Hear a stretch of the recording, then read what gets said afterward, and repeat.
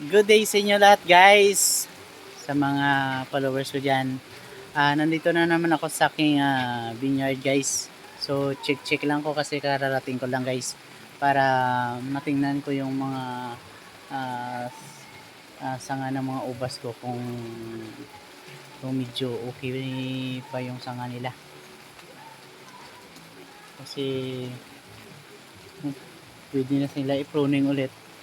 Tapos siguro isasabay ko na lang sila lahat sa pag-pruning guys, kasi mahirap yung hindi sabay-sabay ang pag-pruning ng ubas, kasi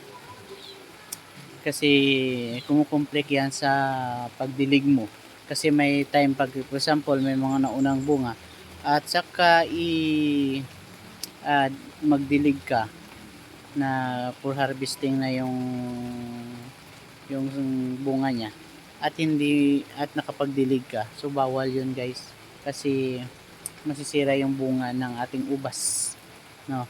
Kasi mau-over sa tubig. So hindi natin matansya yung paglagay ng tubig pag may bunga na, for harvest na or for picking na yung ubas. Kailangan hindi konti-konti na yung pagdilig natin. So kaya sinabi kong sabay-sabay yung pag-pruning natin ng ubas, para isang ano na lang, for example stop na tayo sa pagdilig, stop na lahat na yon.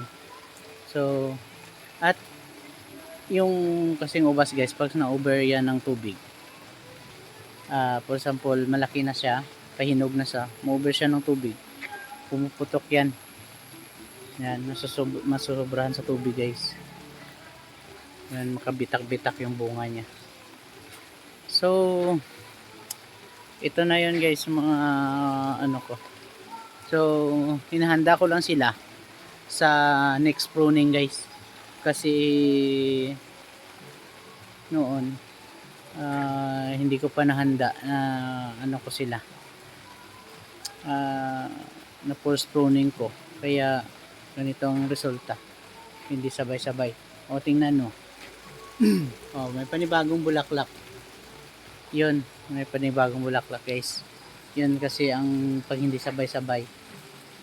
Yan. So i-check lang natin guys.